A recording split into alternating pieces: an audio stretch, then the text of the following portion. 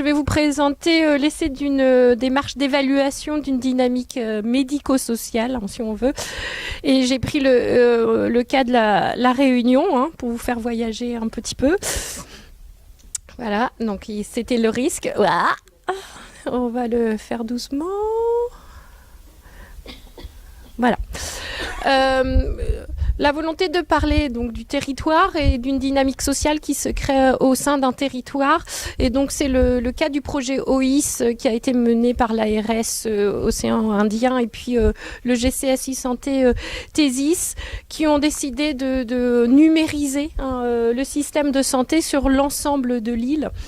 Et vraiment une forte volonté en fait de mettre en place un projet qui a un fort impact social sur l'ensemble du territoire. Donc est-ce qu'on peut parler d'une dynamique sociale, hein, d'une innovation au sein d'un territoire entier et qui a pour vocation de toucher l'ensemble de la population? Est-ce qu'on peut parler d'un territoire comme d'un Living Lab, hein? C'est vrai que là on parle vraiment d'un projet qui n'est pas forcément un Living Lab, mais se pose cette question. Et l'idée, c'est de vous présenter aujourd'hui la méthode qu'on a mise en place, qui est une méthode d'évaluation où les parties prenantes sont partie intégrante de l'évaluation. Voilà, j'en ai fait 2 au moins, voilà. Donc le projet OIS, hein, Océan Indien Innovation Santé, donc je le répète parce que là je suis évaluatrice du projet avec Thierry Sibieux de l'ESSEC, donc on est en observateur. C'est un projet qui a été vraiment monté par l'ARS et le GCS, a pour vocation en fait de numériser tout le système de santé pour toucher et permettre le suivi, une meilleure prise en charge de cas de pathologie chroniques, hein, le diabète, l'insuffisance rénale, l'insuffisance cardiaque et je ne sais plus la dernière, ce sont les AVC. Mais ce qui était intéressant dedans, en fait on ne peut pas beaucoup lire, c'était que l'ensemble des acteurs sont présents et l'ADN du programme, c'est évidemment cette co-construction du projet avec l'ensemble des parties prenantes. Ça c'est ce qui est vraiment mis en avant dans le projet, avec l'ambition, hein, d'améliorer la prise en charge à la fois médicale mais aussi sociale des patients sur l'île. Donc la volonté, c'est la recomposition du territoire complète autour d'une offre de santé numérique. Je vous ai quand même mis, je dirais, l'espace un peu cœur, hein, sur lequel toutes les parties prenantes se rencontrent, qui s'appelle la ruche e-santé, qui n'est pas encore Living Lab, il se pose la question, mais c'est plutôt un incubateur. C'est vraiment un espace de co-construction.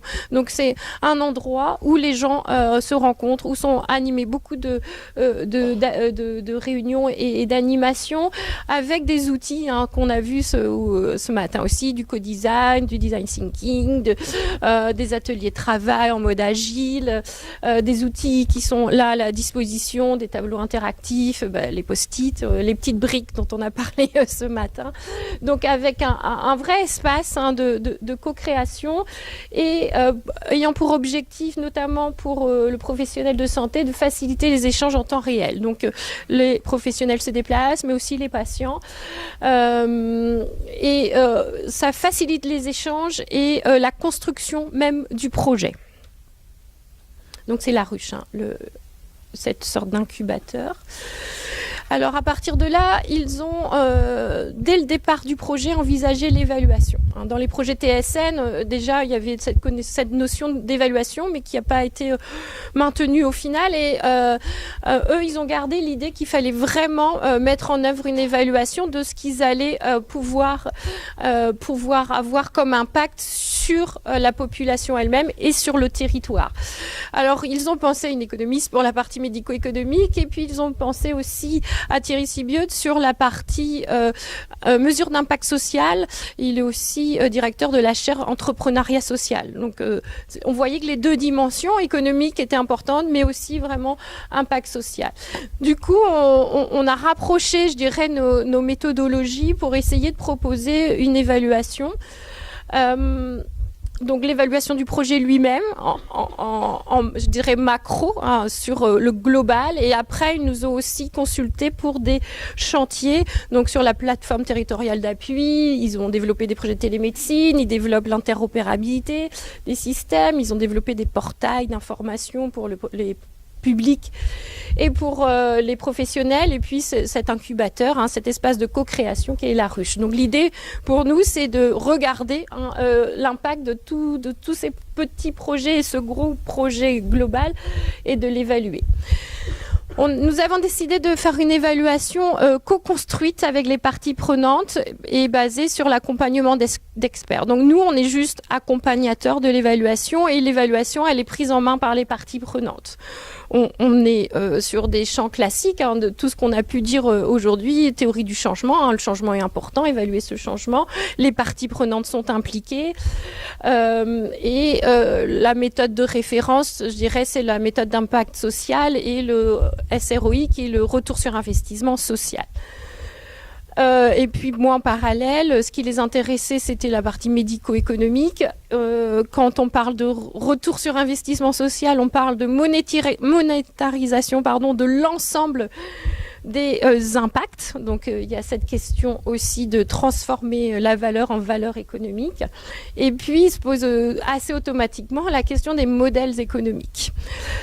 Donc l'objectif de l'évaluation, c'était vraiment une visée opérationnelle, c'est pour les parties prenantes, et c'est dans leur objectif de mieux piloter le projet et de mieux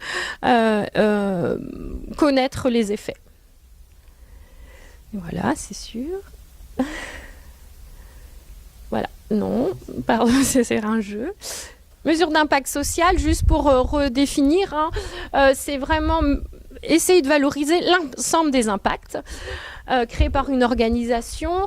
L'impact social correspond au résultat significatif d'un projet ou des activités d'une organisation pour ses principales parties prenantes. On revient sur les mots-clés qui ont déjà été cités. Et l'objectif, c'est vraiment de comprendre le changement social qui est effectué, son importance, sa contribution à l'organisation. Et la question un peu qu'on posait, c'est qu'est-ce qui change la vie des individus par tout ce qui aura été mis en œuvre au niveau numérique. Donc la volonté, c'est de mesurer l'ensemble des impacts, les contributions de chacun, les activités, qui fait quoi, dans quelle mesure, ce qui a été vraiment réalisé, et pour obtenir nos résultats. L'impact social, c'est la somme de l'ensemble de ces résultats, et le résultat final serait un ratio coût-résultat global. On a utilisé un outil qui est la carte des impacts. On a travaillé par groupe et on leur a demandé à chacun ce qu'ils attendaient de ce projet-là. Donc, alors c'est pas très lisible, mais vous avez l'identification des parties prenantes, l'identification des changements qui sont attendus par partie prenante, une mesure par indicateur, et ensuite, ce qu'on appelle qu'est-ce qui est vraiment dû au projet, qu'est-ce qu'on doit retirer, les contributions réelles. Donc, c'est un outil qui a permis de faire réfléchir l'ensemble des personnes sur les attendus d'un projet aussi conséquent. Du coup, l'optique qui a été prise, c'était vraiment une formation action au contact des acteurs eux-mêmes. Et donc, on a formé les acteurs eux-mêmes à la méthodologie. Il y a eu des sessions de formation, évidemment, à la méthode, et vraiment une contribution et un échange fort entre les différentes parties prenantes et leurs objectifs. Donc on a co-construit les indicateurs au final, on a co-construit la liste des parties prenantes pour l'évaluation, on a co-construit les indicateurs, et on a co-construit, ou dans le sens où ça s'est fait en atelier, le travail sur la carte des impacts. Ensuite, on a passé, donc ça c'était plutôt des réunions globales, on a passé aussi du temps par chantier avec vraiment les personnes qui étaient mobilisées dans ces chantiers. Il s'est avéré qu'au fur et à mesure de l'avancement aussi, on a eu des demandes de soutien plus spécifiques. Moi, particulièrement, par exemple, sur la télémédecine, ils m'ont dit, bon, ça serait bien une petite évaluation économique sur cette partie-là. Donc, il y a eu des échanges aussi sur certains projets. Et des groupes d'acteurs eux-mêmes ont demandé à ce qu'on reforme leurs adhérents. Donc ça, si c'est intéressant, c'est une dynamique pour pouvoir...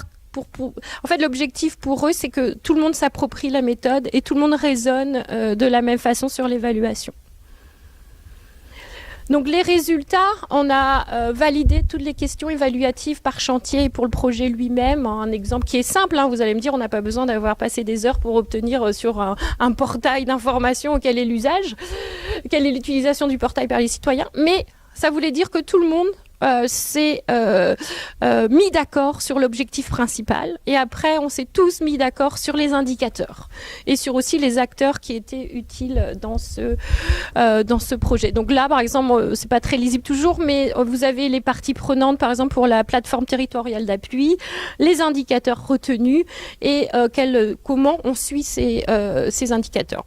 Alors nous en tant qu'évaluateurs on n'a pas le résultat, c'est pas nous qui le créons, c'est vraiment eux. Ils ont créé des outils, des tableaux de bord, du suivi pour avoir les résultats plutôt quantitatifs là, mais il y a aussi des résultats qualitatifs, mise en place de questionnaires ou de guides d'entretien.